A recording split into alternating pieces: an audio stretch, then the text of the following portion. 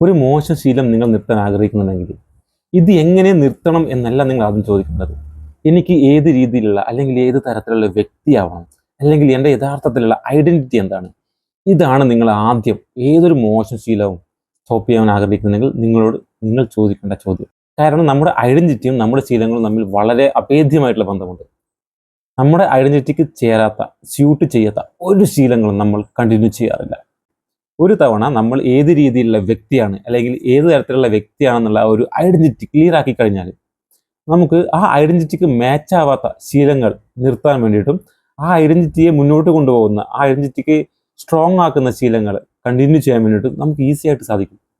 നമ്മൾ നമ്മുടെ വിൽ പവറിൻ്റെയോ അല്ലെങ്കിൽ മോട്ടിവേഷൻ്റെയോ സഹായത്തോടെ ഒരു മോശമായിട്ടുള്ള ശീലം സ്റ്റോപ്പ് ചെയ്യാൻ ശ്രമിക്കുന്നതാണ് അത് നമുക്ക് കണ്ടിന്യൂ ചെയ്യാൻ സാധിക്കാത്തത്. കാരണം മോട്ടിവേഷൻ എപ്പോഴും നമ്മുടെ കൂടെ ഉണ്ടാവണമെന്നില്ല, വിൽ പവർ എപ്പോഴും നമ്മുടെ കൂടെ ഉണ്ടാവണമെന്നില്ല. അപ്പോൾ അത് എപ്പോഴാണ് താഴോട്ട് പോകുന്നത്, നമ്മൾ ആ പഴയ ശീലങ്ങൾ, നമ്മൾ നിർത്താൻ ആഗ്രഹിച്ച ആ ശീലങ്ങൾ കണ്ടിന്യൂ ചെയ്യാനും നല്ല ശീലങ്ങൾ കണ്ടിന്യൂ ചെയ്യാതിരിക്കാനുമുള്ള സാധ്യത വളരെ കൂടുതലാണ്. ഒരു മോശമായിട്ടുള്ള ശീലം നിങ്ങൾക്ക് നിർത്തണമെങ്കിൽ അത് എങ്ങനെ നിർത്താം എന്നതല്ല ആദ്യത്തെ ചോദ്യം.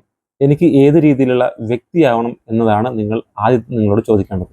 എന്നാൽ മാത്രമേ ആ ഒരു ഐഡന്റിറ്റിക്ക് മാച്ചാവാത്ത മോശം ശീലങ്ങളെ സ്റ്റോപ്പ് ചെയ്യാനും അതുപോലെ തന്നെ ആ ഐഡന്റിറ്റിക്ക് മാച്ചാവുന്ന നല്ല ശീലങ്ങളെ കണ്ടിന്യൂ ചെയ്യാൻ വേണ്ടിയിട്ട് നമുക്ക് സാധിക്കുകയുള്ളൂ.